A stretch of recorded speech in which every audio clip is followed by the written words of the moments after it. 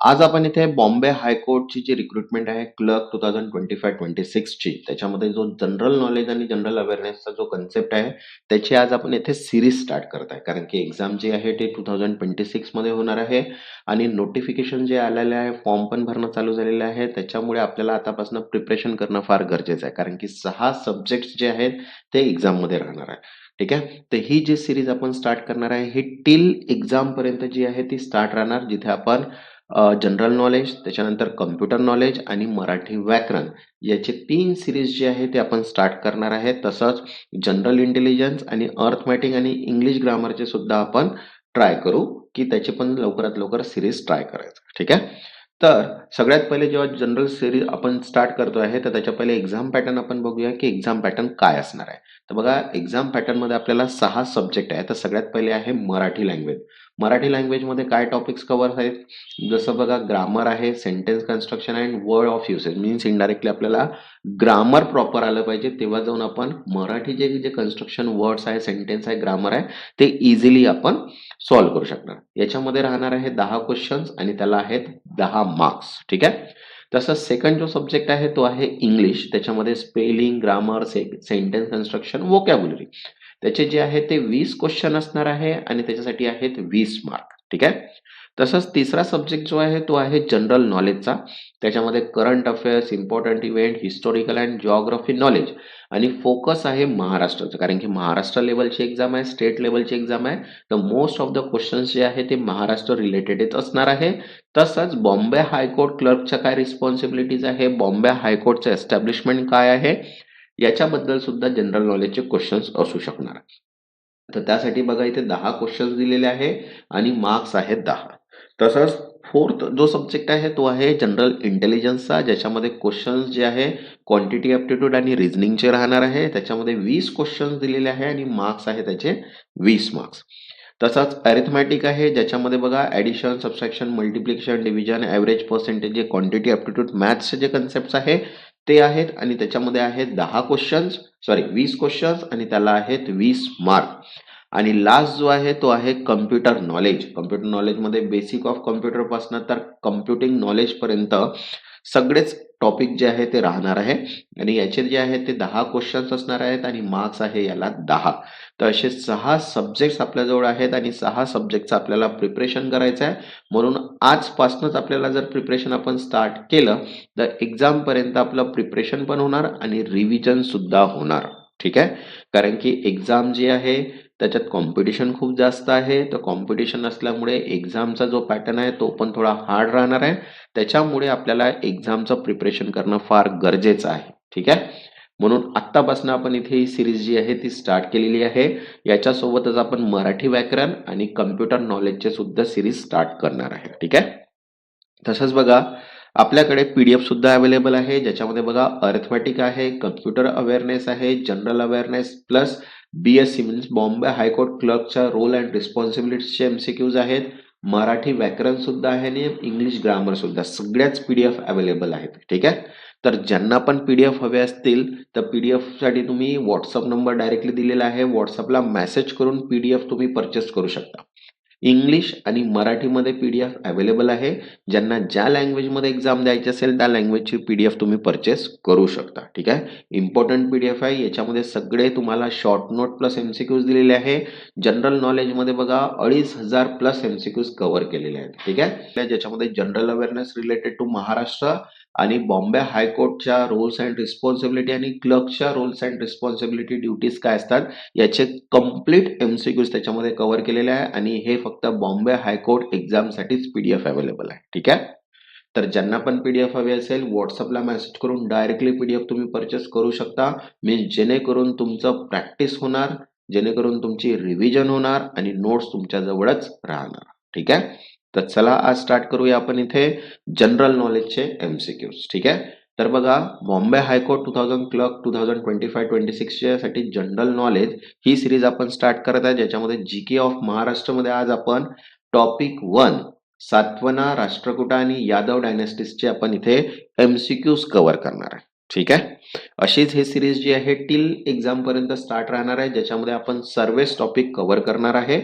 तसंच बघा general awareness plus Bombay high court clerk ड्युटीजचे MCQ सुद्धा PDF आहे, ज्याच्यामध्ये 10 चॅप्टर 100 टॉपिक्स आणि 2500 प्लस MCQs दिलेले आहेत. इंग्लिश आणि मराठी दोन्ही लँग्वेजमध्ये अवेलेबल आहे. इम्पॉर्टंट PDF आहे, ज्यामध्ये तुमचा क्लर्कचा जो जनरल अवेअरनेसचा जो सब्जेक्ट आहे तो पूर्ण कम्प्लीट होणार. तर ज्यांना पण PDF हवी असेल, व्हॉट्सअपला मेसेज करून PDF तुम्ही डायरेक्टली परचेस करू शकता. इम्पॉर्टंट PDF आहे, ठीक आहे. तर चला स्टार्ट करूया आपण इथे सातवना राष्ट्रकूट आणि यादव डायनेस्टीचे आपण इथे MCQs. तर बघा, फर्स्ट आहे which chronological sequence is correct.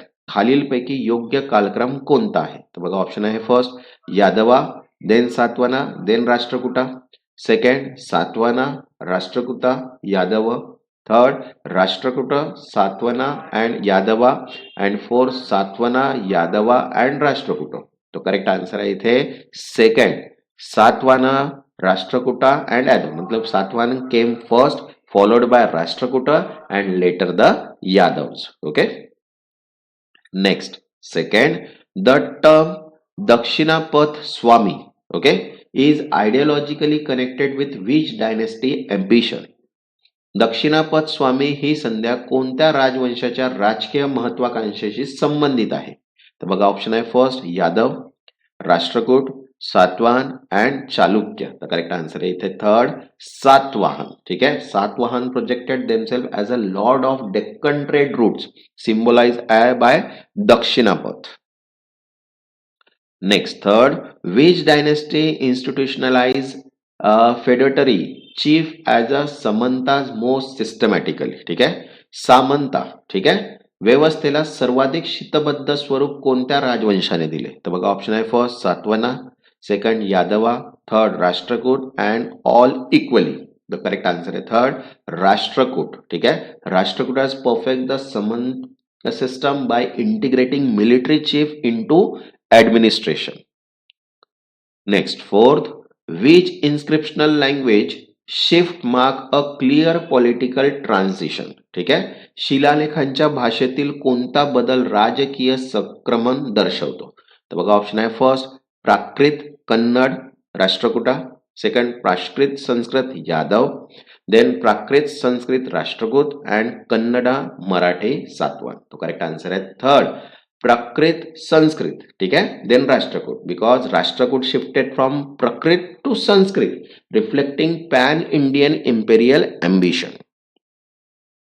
Next, fifth, which dynasty land grant most frequently mention agraha village. ठीक है. अग्रहाल गावांचा उल्लेख सर्वाधिक कोणत्या राजवंशांच्या भूमिदानात आढळतो? तो बघा, ऑप्शन आहे first Satavahana, Rashtrakuta, Yadav and Satvahan and Yadav. तो करेक्ट आंसर आहे second Rashtrakuta. Rashtrakuta charter frequently granted agrahas to Brahmins, showing a mature feudal economy. Next, sixth, which ruler patronized Jainism and promoted classical Sanskrit literature?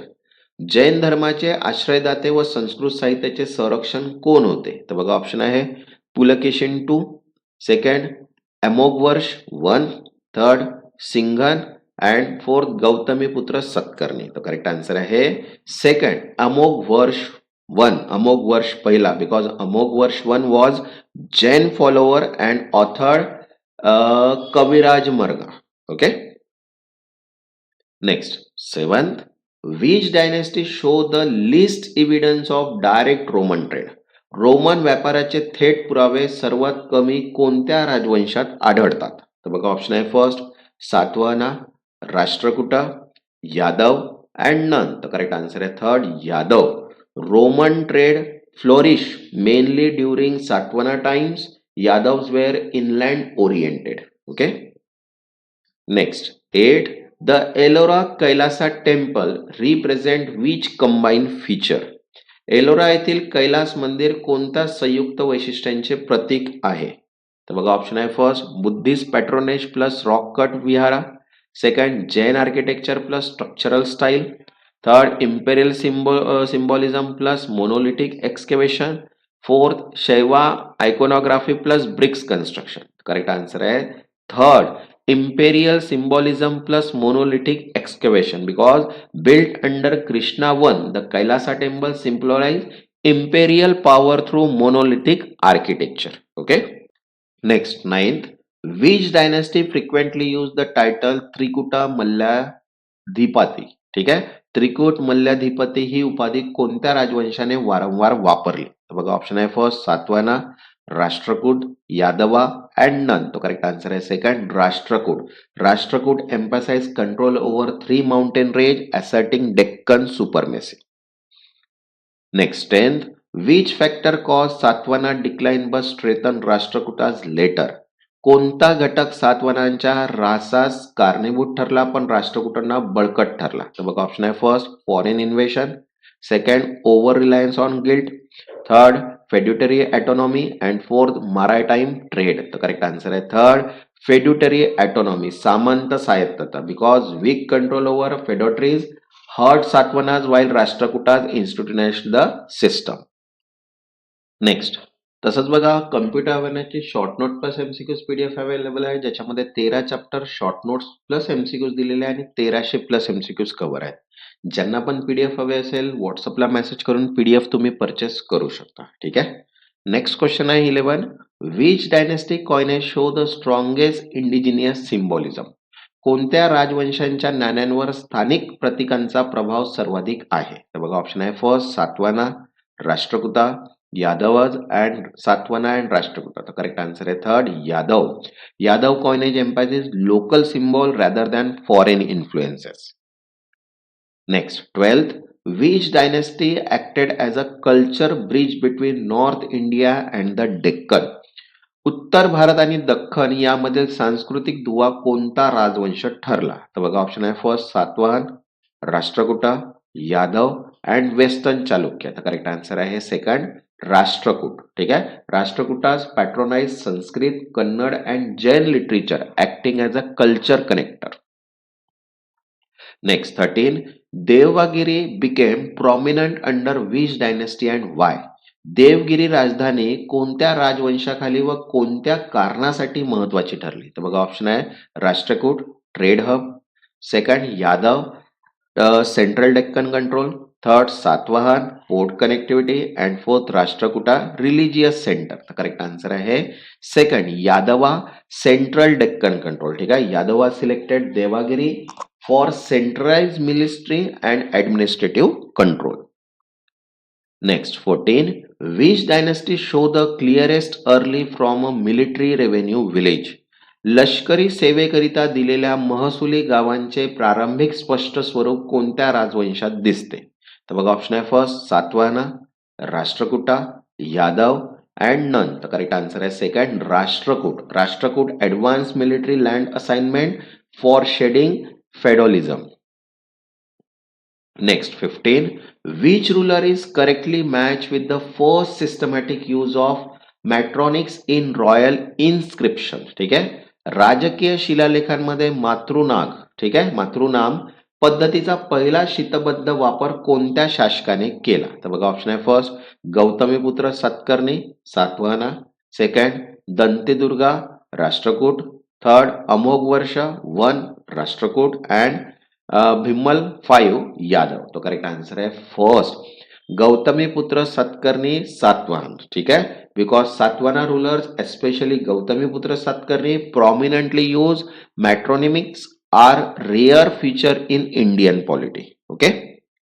तसंच बघा सगळ्या PDF available आहे. Arithmetic means maths, computer awareness, general awareness, Marathi व्याकरण, English grammar. ज्यांना पण PDF हव्या असतील व्हॉट्सअपला मेसेज करून पीडीएफ तुम्ही परचेस करू शकता. इंग्लिश मराठीमध्ये सुद्धा अवेलेबल आहे. ज्यांना पण पीडीएफ हवी असेल व्हॉट्सअपला मेसेज करून पीडीएफ तुम्ही परचेस करू शकता. ज्यांनी आतापर्यंत चॅनलला सबस्क्राईब नाही केलं ते चॅनलला सबस्क्राईब करून घ्या. मीन्स नोटिफिकेशन तुम्हाला सर्व व्हिडिओज मिळून जाणार आणि व्हिडिओला एक लाईक. तेव्हापर्यंत धन्यवाद.